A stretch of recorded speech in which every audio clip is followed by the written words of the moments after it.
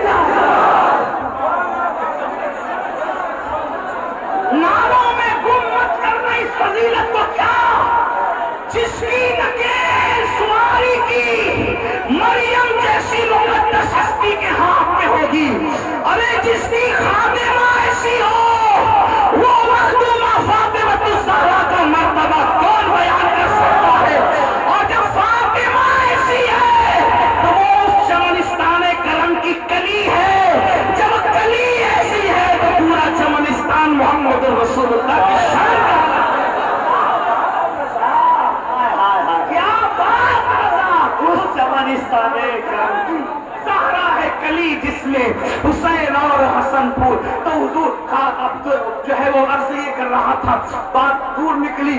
اللہ اکبر، سالبہ ابن عبد الرحمن جو ہے حضور کا حسن دیکھا، حضور کا جمال دیکھا اور جمال دیکھ کر کلمہ پڑھ کے مسلمان ہو گئے، مسلمان ہو۔ دیکھو آج ہر مسلک کا آدمی نماز روزے کی بات کرتا ہے لیکن حضور کی فضیلت کی بات لوگ نہیں کرتے، یعنی عیسائی یہودی بھی کہتے اسلام میں یہ اچھا ہے یہ اچھا ہے یہ اچھا ہے، لیکن حضور کی شان وہ بیان نہیں کرتے۔ کیوں؟ ان کو خوف ہے، سب بیان کریں گے الگ بات ہے، لیکن جب شان مصطفیٰ جان رحمت بیان کریں گے تو لوگ سیدھا اسلام کے کھاتے میں چلے جائیں گے، لوگ اسلام قبول کرنے میں مجبور ہو جائیں گے۔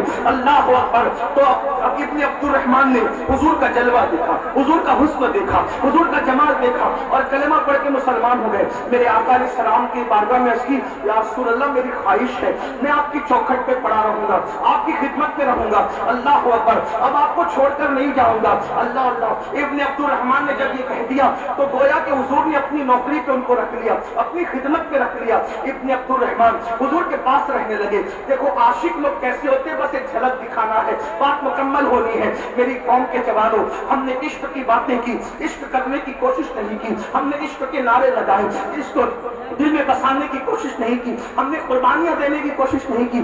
اللہ اکبر. ابن عبد الرحمان میرے آقا کا حسن دیکھا, جمال دیکھا, کلمہ پڑھ کے مسلمان ہو گئے. اور اس کے بعد پھر کیا ہوا؟ اللہ اکبر. ابن عبد الرحمان حضور کی چوکھٹ پہ پڑے رہنے لگے. کیا نصیبے ہیں ان کے بھی جو نبی کی چوکھٹ پہ پڑے رہتے ہیں. اللہ اکبر. جسے چاہا در پہ بلا لیا, جسے چاہا اپنا بنا لیا. یہ بڑے نصیب کے ہیں فیصلے, یہ بڑے کرم کے ہیں فیصلے, یہ بڑے نصیب کی بات ہے. لیکن اب ایک دن ایسا ہو گیا, اب دھیان سے سننا میرے جوانوں, ایک دن ایسا ہو گیا کہ میرے آقا نے ابن عبد الرحمان کو کوئی کام دیا. ابن عبد الرحمان جاؤ فلاں کو بلا کر لاؤ. ابن عبد الرحمان گئے اور جا کے کسی کو بلانے لگے. راستے میں ایک حادثہ ہو گیا. حادثہ کیا تھا؟ وہ کوئی گناہ بھی نہیں تھا, وہ کوئی برائی بھی نہیں تھی, لیکن ہوا کیا؟ سن لے ذرا سا. اللہ اکبر. راستے میں جا رہے تھے کسی کام سے, ایک عورت کو دیکھا کہ وہ غسل کر رہی ہے.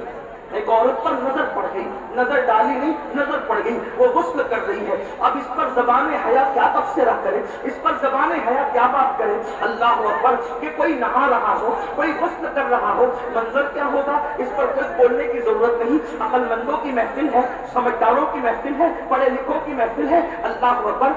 ابن عبد الرحمان کی نظر ایک غسل کرنے والی نہاتی ہوئی عورت پر پڑ گئی. لیکن ایک ہی نظر پڑی تھی کہ ابن عبد الرحمان نے فوراً اپنی نظر کو پھیر لیا. نظر پھیرنا تھی کہ فوراً دل میں خیال آیا. اب عشق کی اصل داستان یہاں سے شروع ہوتی ہے اور عنوان مکمل ہوتا ہے. ابن عبد الرحمان کی نظر ایک نہاتی ہوئی غسل کرتی ہوئی لڑکی پہ پڑی اور انہوں نے نظر فوراً پھیر لیا. نظر پھیرا, فوراً خیال آیا, او ابن عبد الرحمان, تیرا تو محبوب ہے, تیرا تو آقا ہے, وہ خوبصورت آقا, وہ پیکرے حسن و جمال, وہ حسن کامل, وہ حسن خوبا, وہ سراپا حسن و جمال, تو نے ان کے ہوتے ہوئے ایک لڑکی پہ نظر پڑ گئی. اب بتاؤ, اب یہاں جہنم کی بات نہیں, جنت کا تذکرہ نہیں. عاشق لوگ جنت اور جہنم سے اوپر اٹھ کے بات کرتے ہیں. اگر کسی کو برا لگے تو ہاتھ جوڑ کے معافی چاہتا ہوں, میری باتیں سمجھ میں آئے تو قبول کرنا, ورنہ یہاں سے چھوڑ کے چلے جانا. یعنی بات یہی چھوڑ کے جانا, کوئی مناظرہ مباحثے والا آدمی نہیں. میں صوفیہ کا قادری غلام غوث پاک کی چوکھٹ کا کتا ہوں, لیکن بات اتنی یاد رکھنا, کوئی مباحثے کی بات نہیں. اہل عشق جنت اور جہنم سے اوپر اٹھ کے بات کرتے ہیں. وہ کہتے ہیں جہنم اپنی جگہ, جنت اپنی جگہ, ہمیں تو یار کے دل کا خیال رکھنا ہے. یاد رکھیں, اللہ اکبر, یار کے دل کا خیال رکھنا ہے. ابھی حضرت ابن عبد الرحمان کو جنت اور جہنم کا کچھ معاملہ یاد نہیں آیا. یاد کیا آیا؟ عشق تھا, عشق. ابن عبد الرحمان, تو نے ایک لڑکی پر نظر پڑ گئی, اگر اس گناہ کی خبر, پھر کہتا وہ گناہ نہیں تھا, کیونکہ نظر پڑی اور پھیر لیا, نظر ڈالی تو نہیں. یہ تو عین نیکی, یہ تو عین نیکی ہے کہ کسی پر غلط منظر پہ نظر پڑے اور آدمی نظر پھیر لے کہ اللہ دیکھ رہا ہے. یہ تو عین نیکی, بلکہ اس میں بشارت ہے. ایک مرتبہ اللہ کے رسول نے جنت نعیم کی فضیلت بیان کی کہ جنت نعیم یہ ہے, یہ ہے, یہ ہے. تو صحابہ نے کہا حضور یہ کس کو ملے گی؟ تو آقا فرماتے صلی اللہ علیہ وسلم کہ کسی کے حسن پہ نظر پڑے اور آدمی یہ سوچ کر نظر پھیر لے کہ اللہ دیکھ رہا ہے, ایسے بندوں کو اللہ بے حساب جنت نعیم میں داخل فرمائے. یہ تو عین نیکی ہے. غلط منظر کو دیکھ کر کے, غلط منظر کو دیکھ کر کے نظر پھیر لینا کہ جنت نہیں ملے گی, بے حساب ملے گی. اس لیے کبھی اکیلے میں ہو, تنہائی میں ہو, کوئی ایسا منظر نظر آئے تو یہ سوچ کر نظر پھیرنا جنت نعیم کی بشارت ہے. حضرت ابن عبد الرحمان نے سوچا, اے ابن عبد الرحمان, تو نے نظر پڑ گئی, اگر اس گناہ کی سزا, اب سننا, یہ گناہ نہیں تھا, انہوں نے اپنے تئیں سوچا, میں اس کو نقل کر رہا ہوں. اگر اس گناہ کی خبر تیرے محبوب کو, تیرے آقا کو پہنچ گئی تو, انہیں خبر ہو گئی تو ان کا دل نہ ٹوٹے گا, ان کے دل کو تکلیف نہ پہنچے گی, ان کا دل نہ دکھے گا. تو فوراً نظر اٹھائی آسمان کی طرف, رونے لگے, اے اللہ مجھے معاف کر دے, میں توبہ کرتا ہوں, مجھے معاف کر دے.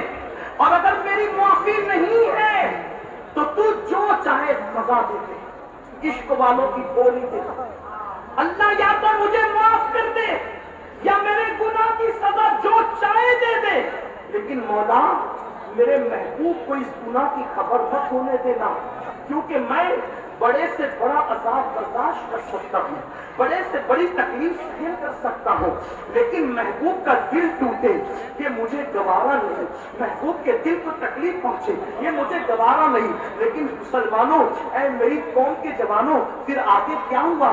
وہ رسول اللہ سے ملنے نہیں گئے، حضور سے ملاقات کرنے نہیں گئے، واپس لوٹ کر نہیں گئے، بلکہ ابن عبد الرحمن مدینہ منورہ سے غائب ہو گئے۔ اب میرے آقا نے کبھی پوچھا کہاں ابن عبد الرحمن؟ صحابہ کہتے ہیں آقا پتہ نہیں وہ کہاں ہے، اس کے گھر والے بھی کچھ نہیں بتا پاتے ہیں، اس کے دوست احباب بھی کچھ نہیں بتا پاتے۔ ایک دن گزرا، 2 دن گزرا، 3 دن گزرا، ہفتہ 2 ہفتہ، یہاں تک صاحب کتاب التوابین لکھتے ہیں 40 دن گزرے اسی حالت میں۔ ایک دن میرے آقا نے اللہ اکبر حضرت فاروق اعظم کو اور سلمان فارسی کو دونوں سے فرمایا اے عمر اور اے سلمان تم دونوں جاؤ، ابن عبد الرحمن فلاں جنگل کے اندر ایک غار میں بیٹھ کر رو رہا ہے، اور وہ صرف رو رہا ہے، 40 دن سے نہ کھایا ہے نہ پیا ہے نہ سویا ہے، بس ایک ہی دھن ہے اس کو، جاؤ اس کو میرے پاس بلا کر کے لاؤ، اس کو میرے پاس لے کر کے آؤ۔ اللہ اکبر۔ پھر کیا ہوا؟ حضرت سیدنا فاروق اعظم اور سلمان فارسی یہ دونوں جنگل گئے، اور جنگل میں جانے کے بعد ایک چرواہا موجود تھا، اس چرواہے سے پوچھا اے چرواہے کیا تو نے ہمارے بھائی ابن عبد الرحمن کو دیکھا ہے؟ وہ کہتا ہے چرواہا تمہارا بھائی کون ہے؟ ابن عبد الرحمن کون ہے؟ مجھے کچھ پہچان جان نہیں، بس اتنی بات مجھے پتا ہے، اتنی بات میں جانتا ہوں کہ ایک کوئی بندہ آ گیا اس جنگل میں، کئی دن ہو گئے، تقریباً 40 دن کا عرصہ بیت گیا، کوئی ایک بندہ اس جنگل میں آ گیا ہے، ایسا لگتا ہے اس سے کوئی غلطی ہو گئی، اور اس کا کوئی محبوب ہے، وہ اپنی غلطی اپنے محبوب سے چھپانا چاہتا ہے، وہ اپنی غلطی اپنے محبوب سے چھپانا چاہتا ہے، اس کو ایک ہی فکر ہے کہ یہ میری غلطی میرے محبوب کو پتا نہ چلے ورنہ ان کا دل ٹوٹ جائے گا، ان کے دل کو تکلیف پہنچے گی۔ اللہ اکبر۔ کہا فاروق اعظم نے کہا سلمان چلو ابن عبد الرحمن مل گیا۔ چرواہے سے پوچھا وہ کہاں ہے؟ تو کہا وہ ایسے نہیں ملے گا، وہ رات کو جنگل میں نکل کے آتا ہے اور روتا ہے اور آواز بلند ہوتی ہے تو یہ ہوتی ہے اللہ مجھے معاف کر دے یا سزا مل جائے، لیکن میرا گناہ میرے محبوب کو پتا نہ چلے، میرے محبوب کو اس کی خبر نہ پہنچے ورنہ ان کا دل ٹوٹ جائے گا، ان کے دل کو تکلیف پہنچے گی۔ اللہ اکبر۔ یہ لوگ رات کا انتظار کرنے لگے، جب رات ہوئی تو فاروق اعظم اور حضرت سلمان فارسی نے ایک دردناک آواز سنی، وہ دردناک آواز یہ تھی کہ اللہ مجھے معاف کر دے، میرے مولا مجھے معاف کر دے، لیکن میرے گناہ کی خبر میرے محبوب کو مت ہونے دینا، مولا ان کا دل ٹوٹ جائے گا، ان کے دل کو تکلیف پہنچے گی۔ فاروق اعظم آئے اور لپٹا لیا اور لپٹا کے کہا ابن عبد الرحمن کیا حال بنا رکھا ہے، چلو تمہیں اللہ کے رسول بلا رہے ہیں، چلو تمہیں آقا بلا رہے ہیں۔ اللہ اکبر۔ ابن عبد الرحمن نے سنا آقا بلا رہے ہیں، پھوٹ پھوٹ کے رو پڑے اور سوال کیا عمر سچ بتانا کیا میرے گناہ کی خبر آقا کو لگ گئی، میرے گناہ کی خبر حضور کو پہنچ گئی؟ اللہ اکبر۔ فاروق اعظم نے کہا اے ابن عبد الرحمن مجھے کچھ نہیں پتا کیا معاملہ ہے، بس حضور نے بلایا ہے۔ ابن عبد الرحمن کہتے ہیں عمر مجھ پر رحم کرو گے، ایک میری بات مانو گے میرے بھائی؟ فاروق اعظم نے کہا کیا؟ کہا دیکھو مجھ سے ایسا گناہ ہو گیا، میں اپنے آقا کا سامنا نہیں کر سکتا، اپنے آقا کے سامنے نہیں جا سکتا، لیکن بلایا ہے تو میں انکار بھی نہیں کر سکتا۔ ایک کام کرو ایسے وقت میں لے کر چلنا جب آقا نماز کی حالت میں ہو، جب میرے آقا نماز پڑھ رہے ہو، ایسی حالت میں لے کے چلنا تاکہ حاضری بھی ہو جائے اور سامنا بھی نہ ہو سکے، میں ان کا سامنا نہیں کر سکتا۔ آپ سے پوچھنا چاہتا ہوں اللہ اکبر۔ فاروق اعظم پھر انتظار کرنے لگے صبح کا، صبح ہوئی تو دونوں یاروں نے فاروق اعظم اور سلمان فارسی نے حضرت ابن عبد الرحمن کو لیا اور سہارا دے کر لے کر چلے۔ جب مسجد نبوی میں پہنچے حضور نماز فجر پڑھا رہے تھے، آقا کی تلاوت قرآن کی آواز جیسے ابن عبد الرحمن کے کانوں میں آئی، برداشت نہ کر سکے، ہیبت کی وجہ سے चीख मारी और बेहोश होकर जमीन पे गिर पड़े। अल्लाह अकबर। अब यहाँ बात आगे बढ़ाने से पहले मैं एक बात आपसे पूछना चाहता हूँ, आप आका को देखना चाहते हैं? हम आका को देखना चाहते हैं? मेरे भाई जरा बता तो सही, एक नाकर्दा जुर्म की वजह से इतने अजीम सहाबी हुजूर का सामना करने की हिम्मत नहीं करते, और हमने वो कौन सा जुर्म है जो नहीं किया? कितना हुजूर का दिल दुखाया है। अल्लाह अकबर। जो माँ का दिल दुखाए, मरने से पहले उसकी जबान पे कलमा नहीं आता, माँ का दिल दुखाने वाला जबान पे कलमा नहीं आता। जो नबी रहमत का दिल दुखाए, जो मेरे आका का दिल दुखाए, कितना दिल दुखाया है। मैं ये नहीं कहता कि गुनाह करते वक्त हमारी नीयत दिल दुखाने की होती है, लेकिन फारूक आजम फरमाते हैं, लोग छोटे बड़े गुनाह की बात करते हैं, मैं तो इतना समझता हूँ गुनाह कोई भी करो हुजूर का दिल दुखता है, गुनाह कोई भी करो हुजूर का दिल दुखता है। कि मेरी बहनें जो हजारों की तादाद में यहाँ बैठी है, ऐ मेरी कौम की शहजादियों, जब तुम गले में दुपट्टे को मफलर की शक्ल में लटका कर बाजार में घूमती होगी तो रसूलुल्लाह के दिल पर क्या गुजरती होगी? ट्यूशन के नाम पर, कोचिंग के नाम पर, पिकनिक के नाम पर जब औरतें बेपर्दा घूमती होगी, रसूलुल्लाह के दिल पे क्या गुजरती होगी? मस्जिदें वीरान होती होगी, हुजूर के दिल पे क्या गुजरती होगी? कानों में एयरफोन लगाकर गाने सुनते होंगे, हुजूर के दिल पे क्या गुजरती होगी? चेहरे से दाढ़ियां मुड़ा मुड़ा कर कटरों में फिकवाने वालों, जब तुम्हारे चेहरों पे वस्तुरा चलता होगा, हुजूर के दिल पे क्या गुजरती होगी? सोचा कभी सबके दिल का ख्याल किया, अपने नबी के दिल का क्या ख्याल किया? वो नबी जो सर्दी की लंबी लंबी रातों में हमारी पैदाइश से पहले हमारी मग़फ़िरत की दुआ करते थे। उम्मुल मोमिनीन आयशा सिद्दीक़ा कहती है, जब खड़े रहते थे तो पैर सूज जाते थे, और इतने सूज जाते थे ऐसा लगता था जैसे फटकर उससे खून न निकलने लगे। मैं कहती, आका मेरे माँ बाप आप पे कुर्बान, आका बस भी कीजिए ना। आका फरमाते, आयशा मेरी उम्मत गुनहगार है, मेरी उम्मत गुनहगार है।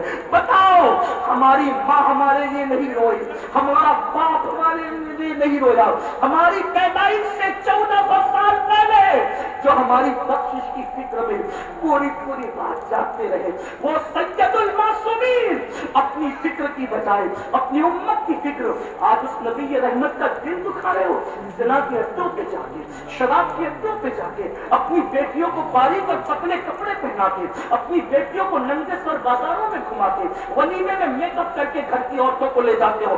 सुन लो, जन्नत के दरवाजे पे लिखा है, दय्यूस के लिए जन्नत की खुशबू भी हराम है। सहाबा ने पूछा, आका ये दय्यूस कौन है? फरमाया, जिसके घर की औरतें बेपर्दा घूमती हो और वो मर्द मना नहीं करता, वो दय्यूस है, दय्यूस। अल्लाह उस पर जन्नत की खुशबू हराम की है, उसकी ना नमाज़ें कबूल है ना उसकी दुआएं कबूल है। आज पर्दे का ख्याल नहीं। ये बहने सैयदा फातिमा की कनीज कहलाती है, और जब बाजार में जाती है तो कहती है, वो कपड़ा निकाल जो अदाकारा ने पहना था, कनीज है फातिमा ज़हरा की और लिबास अदाकारा का। सुन लो, जब तक बेटियां तवज्जो करना, मशरिक से मगरिब वाले सुन ले। आज बड़ी बड़ी कॉन्फ्रेंसों में डिस्कस हो रही है, बच्चियां क्यों भाग रही है, बच्चियां क्यों भाग रही है, बच्चियां क्यों भाग रही है? दर्द भरी तकरीरें इसका हल नहीं है। जब तक बच्चियां सैयदा फातिमा के किरदार पे चलती रही, तब तक किसी ने नजर उठाने की हिम्मत नहीं की। जब बेटियां सैयदा के किरदार से हट गई तो लौजों की जीनत बन गई, लौजों में बिक रही है। अदाकारा के तरीके पे चलाकर बेटियों की इज्जत की हिफाजत नहीं हो सकती। अगर बेटियों की इज्जत बचाना है, फिर से सैयदा फातिमा का किरदार अदा कर दो। सैयदा क्या है? अरे जिसके सर के दुपट्टे को कभी चांद और सूरज ने नहीं देखा, उसको फातिमा तो सहारा कहते हैं। और मेरे इमाम कहते हैं, जिसका आंचल न देखा महो महर, जिसका आंचल न देखा महो महर ने, उस रिदाए नज़ाहत पे लाखों सलाम। हुजूर ताइफ में पत्थर जिस्म पे लगे, दुश्मन ने जिस्म को छलनी किया, और आशिक कहलाने वाले गुनाह करके हुजूर के दिल को अज़ियत दे रहे। क्या मुंह लेके के जाओगे हुजूर का दीदार करने। इब्न अब्दुर्रहमान हुजूर की बारगाह में पहुंच के बेहोश हो गए, हिम्मत नहीं थी सामना करने। डॉक्टर इकबाल का जिक्र हो रहा था, इकबाल से किसी ने कहा, इकबाल तुम जर्मनी बरतानिया तक का सफर करते हो, मदीने मुनव्वरा क्यों नहीं जाते? इकबाल ने कहा, जाता हूं, जा सकता हूं, जा भी सकता हूं, लेकिन इसलिए नहीं जाता कि मैं सोचता हूं कि जाऊंगा तो हुजूर को मुंह क्या दिखाऊं, मुंह ले जाने की हिम्मत क्या होगी। पीर नसीरुद्दीन नसीर कहते हैं, शर्म इसिया से नहीं सामने जाया जाता, ये भी क्या कम है तेरे शहर में आए हुए। मुझे हमारी जमात के बहुत बड़े आलिम ने बताया, पता नहीं कहां तक उन्होंने सच बताया, कहां तक इंसाफ किया, लेकिन बड़े आलिम से मैं उनकी बात नकल कर रहा हूं। उन्होंने कहा, एक मर्तबा हमारे दादा मुर्शिद हुजूर मुफ्ती आजम से किसी ने कहा कि हुजूर सुनहरी जालियां बड़ी खूबसूरत है। तो आपने फरमाया, हाँ मैंने भी सुना है कि सुनहरी जालियां बड़ी खूबसूरत है। कहा, हजरत आप तो 2 मरतबा मदीने शरीफ गए और 1-1 महीना 1.5 महीना क़याम किया और आप कहते सुनहरी जालियां खूबसूरत है, मैंने सुना है। फरमाया, हाँ इसलिए कि मुझे वहां तक जाने की हिम्मत ही नहीं होती थी कि मैं हुजूर को क्या मुंह दिखाऊंगा, हुजूर को क्या मुंह। आप मुझे बताएं, अल्लाह अकबर, ऐसे बड़े बड़े बुजुर्ग मेरे आका अलैहिस्सलाम को मुंह दिखाने की हिम्मत न करे और हम नारे लगा के कब्र में आका का दीदार होगा, कब अल्लाह करे दीदार हो और खैर से हो। लेकिन आपसे पूछता हूँ, अगर कब्र में हुजूर का दीदार हुआ और हुजूर अलैहिस्सलाम ने फरमाया, सालिम चेहरे से दाढ़ी मुड़ाकर मुझे तकलीफ पहुंचाता था, नमाजों को तर्क करके मुझे तकलीफ पहुंचाता था, और अल्लाह न करे, 1000 बार न करे, अल्लाह किसी दुश्मन पर भी वो वक्त न लाए, दुश्मन भी वो दिन न देखे, हुजूर चेहरा फेर करके कब्र से वापस चले जाए। मुझे बताओ, किससे मदद मांगोगे, किसको दुहाई दोगे, किसकी दुहाई दोगे, किसके दरवाजे पे दस्तक दोगे? अल्लाह अकबर, जब सब दरवाजे बंद हो जाते हैं तो हुजूर का करम होता है। माँ जब इकलौते को छोड़े आ कह के बुलाते ये है, बाप जहाँ बेटे से भागे लुत्फ वहाँ फरमाते ये है, बंदे को मरकत में खपक कर मीठी नींद सुलाते ये है, ठंडा ठंडा मीठा मीठा पीते हमें पिलाते ये है। बताओ, जब वही रसूल रूठ जाए, नाराज हो जाए और मुंह फेर करके, चेहरे अंदर फेर करके कब्र से वापस चले जाए, हर आदमी अपनी तन्हाई को जानता है। लोगों के सामने खुद सांस का इंकार करने वालों, अल्लाह हमारी तन्हाई को जानता है, अल्लाह के पास रसूल हमारी तन्हाई को जानते हैं। सोचो हमारी तन्हाई क्या है। इब्न अब्दुर्रहमान एक ना करता जुर्म के एहसास में हुजूर का सामना नहीं करते, बेहोश होकर जमीन पे गिर पड़े हैं। आका ने नमाज मुकम्मल की, जब नमाज पूरी हुई पूछा, उमर सलमान कहाँ है मेरा इब्न अब्दुर्रहमान? मेरा चोर हाकिम से छुपा करते हैं या उसके खिलाफ, तेरे दामन में छुपे चोर अनोखा थे, मेरा इब्न अब्दुर्रहमान कहाँ है? उसकी हुजूर वो बेहोश पड़े हैं। सरकार ने उनका हाथ थामा, उनके चेहरे पे हाथ रखा, ठंडे ठंडे रसूलुल्लाह के हाथ जब उनके चेहरे पे पड़े, आंखें खोल दी। सरकार ने फरमाया, क्या हाल बना रखा है इब्न अब्दुर्रहमान? अर्ज़ की, या रसूलल्लाह, मेरे पूरे जिस्म में अब खून नहीं रहा, ऐसा लगता है जैसे चूटियां चल रही है। और बड़ी सादगी से पूछा, आका मेरे गुनाह की आपको खबर तो नहीं है ना? मेरे गुनाह की खबर आप तक तो नहीं पहुंची ना? सरकार फरमाते हैं, इब्न अब्दुर्रहमान, आ मैं तुझे एक ऐसी आयत पढ़ा दूं, मैं तुझे एक ऐसी आयत पढ़ा दूं, अगर इस आयत को कोई सिद्ध दिल से पढ़ ले, कितना भी गुनहगार हो अल्लाह उसको बख्श देता है, माफ कर देता है। हुजूर ने उनका हाथ पकड़ के आयत पढ़ाई। मैं भी सुन्नत पर अमल करती हुई आयत पढ़ता हूँ, आप भी पढ़ लें। सरकार ने फरमाया, पढ़ो, रब्बना आतिना फिद दुनिया हसना व फिल आखिरति हसना व क़िना अज़ाबन नार। सरकार ने ये आयत पढ़ाई, फरमाया जो इस आयत को पढ़ेगा अल्लाह उसकी मग़फ़िरत कर देता है। लेकिन इब्न अब्दुर्रहमान कहते हैं, मगर या रसूल अल्लाह, मेरा जुर्म बहुत बड़ा, मेरा जुर्म बहुत। आखिर में ले जाओ, इनको घर पहुंचा दो। घर पहुंच गए, 1 दिन 2 दिन 3 दिन 4 दिन, हफ्ता गुजरा। सरकार अलैहिस्सलाम ने हज़रत सलमान से फरमाया, सलमान क्या हाल है? अर्ज़ की, या रसूल अल्लाह, इब्न अब्दुर्रहमान जिंदा नहीं रहेगा, वो मर जाएगा। अब वो जिंदा नहीं रहेगा, वो नहीं बचेगा, न खाता है न पीता है, पता नहीं क्या हो गया, बस एक ही बात कहता है, अल्लाह मुझे माफ कर दे, मगर मेरे गुनाह की खबर मेरे महबूब को मत होने दे, मेरे गुनाह। बस एक ही आका, अब मेरे आका करीम आका, अल्लाह अकबर, सुनना कैसे करीम है, कैसे करीम है, कैसे करीम है, अल्लाह अकबर। फरमाते चलो आज उसके घर चलते हैं और आज उसका दिल खुश कर देते हैं चल के, यानी ये बता देते हैं कि हुजूर उससे नाराज नहीं है। गए सीधा उनके बिस्तर पे बैठ गए, बिस्तर पे सरे बाली, उन्हें रहमत की अदा लाई है, हाल बिगड़ा है, تو بیمار کی بن آئی ہے، ان کی زلفیں نہیں رحمت کی گھٹا چھائی ہے، ان کے ابرو نہیں تو قبلوں کی یکجائی ہے، اور حال یہ ہے آج جو ہے کسی پر نہیں کھلنے دیتے، کب وہ چاہیں گے میری حشر میں رسوائی ہو۔ اللہ اکبر، بستر پہ آ کے سرے بالی بیٹھ گئے، پیشانی پہ ہاتھ رکھا، کیا حال ہے ابن عبدالرحمان؟ بندہ پرور غریب نواز آقا، میرے گناہ کی خبر تو آپ کو نہیں ہوئی۔ سرکار نے ان کا سر اٹھایا اور سر اٹھا کر اپنی گود میں رکھا۔ ہائے ہائے کیا نصیبیں ہیں میرے نبی کے یاروں کے، اگر نالین مل جائے آقا کی سر پہ رکھ کر ہم فخر کریں کہ ہاں تاجدار ہم بھی ہیں، لیکن وہاں حضور نے ان کا سر اٹھا کر اپنی گود میں رکھا۔ لیکن ہائے عشق رسول، باہر عشق رسول، باہر غیرت عشق رسول، ابن عبدالرحمان نے نبی کی گود سے اپنا سر دھیرے دھیرے کھسکا کر زمین پہ گرا لیا۔ جب زمین پہ گرایا تو آقا نے پوچھا ابن عبدالرحمان تو نے اپنا سر زمین پہ میری گود سے کیوں گرایا؟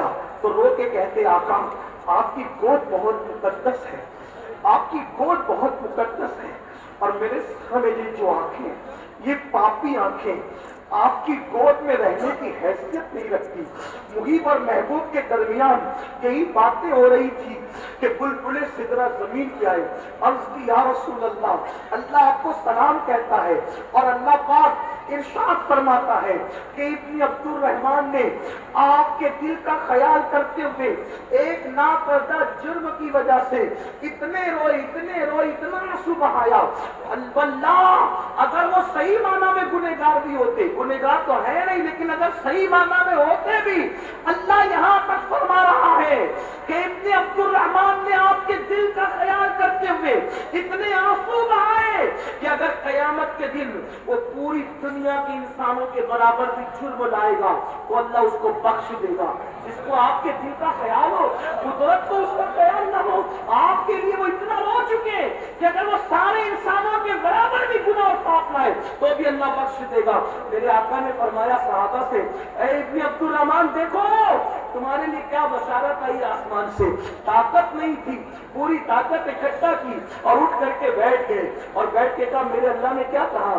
اللہ کا فرماتے ہیں ابن عبدالرحمان، اللہ فرماتا ہے کہ تو نے میرے محبوب کے دل کا خیال کر کے اتنے آنسو بہا لیے، اگر تو ساری دنیا کے برابر بھی جرم لاتا تو اللہ تجھے بخش دیتا۔ اتنا سننا کا چیخ ماری، میں نے کیا کیا اور میرے یار نے کیا کیا؟ چیخ مار کے زمین پہ گر پڑے۔ صحابہ نے اٹھانے کی کوشش کی، یہ عشق والوں کا حال ہے۔ آج سب کا خیال، نبی کے دل کا کوئی خیال، شادیوں میں ڈی جے ہم بجائے، اللہ اوپر جائز ہم مانگے، اللہ اوپر جہالت کی لعنت میں ہم پھرتے رہے۔ کہاں ہو مسلمانوں؟ ابن عبدالرحمان زمین پہ گر پڑے، صحابہ نے اٹھانا چاہا، آقا روتے ہوئے فرماتے ہیں رہنے دو، ایک نہ کردہ جرم کے احساس نے اس کی جان لے لی ہے، اب وفا کا صلہ کیا ملتا ہے؟ آقا فرماتے ہیں اس کو غسل دو، کفن پہناؤ، اور جنازہ تیار ہو تو مجھے خبر کرنا، ہم خود اس کے جنازے میں آئیں گے۔ لوگ کہتے ہیں عاشقوں کی قبر میں آتے ہیں، ارے سچا عاشق تو بن، حضور کے دل کا خیال تو کر، پھر وہ جنازے میں بھی آ سکتے ہیں۔ ان کے کرم کی بات ہے، ان کے کرم کی، جنازہ تو دور ہے، موت کے وقت سفر میں بھی آ سکتے ہیں، ارے موت کے آئینے میں اپنا جلوہ دکھا سکتے ہیں۔ میرے امام کہتے ہیں جان تو جاتی ہی جائے گی، قیامت یہ ہے اب یہاں مرنے پہ ٹھہرا ہے، نظارہ تیرا۔ کہتے ہیں کہ حضور کا دیدار ہوتا ہے موت کے وقت، میں کہتا ہوں انہی کو ہوتا ہے جو آنکھوں کی حفاظت کرتے ہیں۔ میرے عزیز، اللہ پر آقا فرماتے ہیں غسل دو، کفن پہناؤ، جنازہ تیار ہو، مجھے اطلاع کرنا، میں خود آؤں گا۔ اور پھر لکھا ہے صاحب کتاب التوابین میں، جب ان کے جنازے میں حضور آئے تو حضور انگلیاں رکھ کر چلتے تھے، انگلیاں، پورا پیر نہیں رکھا جنازے میں، انگلیاں رکھ کے چلتے تھے۔ صحابہ نے پوچھا آقا آپ ایسے چل رہے، اس سے پہلے ایسے چلتے نہیں دیکھا۔ فرماتے جو میں دیکھتا ہوں تم نہیں دیکھتے، جو میں سنتا ہوں تم نہیں سنتے۔ آج ابن عبدالرحمان کے جنازے میں آسمان سے اتنے فرشتے آئے ہیں کہ مدینے کی گلیاں چھوٹی پڑ گئی ہے، کہیں پیر رکھنے کے لیے جگہ نہیں ہے، اس لیے میں انگلیاں رکھ کے چل رہا ہوں۔ عاشق کا جنازہ ہے، بڑی دھوم سے نکلے، اللہ اکبر، یہ ہے عاشقوں کی شان۔ لیکن ہم نے عشق کی باتیں کی، ہم نے عشق کیا نہیں۔ اس کی سب سے بڑی وجہ ہمارے پاس سب ہے، علم نہیں ہے، علم کے بغیر عشق کیسے ہوگا؟ جو قوم وضو کا طریقہ نہ جانے، استنجا کا طریقہ نہ جانے، غسل کا طریقہ نہ جانے، پاکی ناپاکی کے مسائل نہ جانے، نماز کیسے پڑھتے یہ نہ جانے، اس کو یہ علم نہیں ہو تو وہ کیسے عاشق بنے گا؟ آؤ اس تعلیمی کانفرنس سے عشق اور علم دو عین کا پیغام لے کر کے جاؤ۔ عشق کے ساتھ جب علم آتا ہے تو پھر دنیا اتنی بلندی پر، انسان اتنی بلندی پہ جاتا ہے جہاں پر کسی کا تصور نہیں جاتا۔ آج سنیوں کو دو عین پہ کام کرنے کی ضرورت ہے، عشق اور علم۔ آؤ اپنے بچوں کو عالم بھی بناؤ، عاشق بھی بناؤ۔ آپ کہیں گے کیا فرق ہے؟ دیکھو صرف عالم بنے گا عاشق نہیں بنے گا تو نبی کے علم کو گدھے اور بیل سے تشبیہ دے گا، اور اگر عالم کے ساتھ عاشق بھی بنے گا تو کہے گا کہ تیرے تو وصف عیب تنہائی سے ہے بری، حیران ہوں میری شاہ میں کیا کیا کروں۔ اگر میرا حافظ بنا عاشق نہیں بنا تو حافظ ہو کر کے آیتیں ڈھونڈے گا کہ کس میں علم غیب کی نفی کس میں ہے، یہ آیتیں ڈھونڈے گا۔ اور اگر حافظ کے ساتھ عاشق بھی بنا تو کہے گا کہ پورا قرآن نبی کی ناک نظر آتا ہے۔ اللہ اکبر۔ اس لیے علم کا ہے، اس پہ محنت کرو، لیکن یاد رکھو اپنے بچوں کو دنیاوی تعلیم بھی دو، ان کو انجینئر بناؤ، ٹیچر بناؤ، ڈاکٹر بناؤ، اللہ اکبر، اور ان کو آئی ایس بناؤ، آئی پی ایس بناؤ۔ یہ مت کہو ہمارے پاس پیسے نہیں ہے، جھوٹ مت بولو۔ اگر تمہارے پاس پیسے نہیں ہیں تو اتنے بڑے بڑے جلسے کیسے ہوتے ہیں؟ تمہارے پاس پیسے نہیں ہیں اتنی بڑی بڑی شادیاں کیسے ہوتی ہے؟ اگر پیسے نہیں ہیں، میں تو یہ کہتا ہوں بڑی معذرت کے ساتھ، سنیوں کو چاہیے ہر جلسے میں ہم کہتے ہیں شادی کا خرچہ کم کرو، شادی کا خرچہ کم کرو، میں کہتا ہوں شادی کا خرچہ بھی کم کرو اور جلسوں کا خرچہ بھی کم کرو، جلسوں کو بھی سستا کرو، اور جلسوں کو سستا کر کے علم پر وہ پیسے خرچے کرو۔ میں کہ سنیوں کے پاس دولت کم ہو سکتی ہے لیکن لٹانے کا جتنا جذبہ سنی کے پاس ہے اتنا کسی کے پاس نہیں۔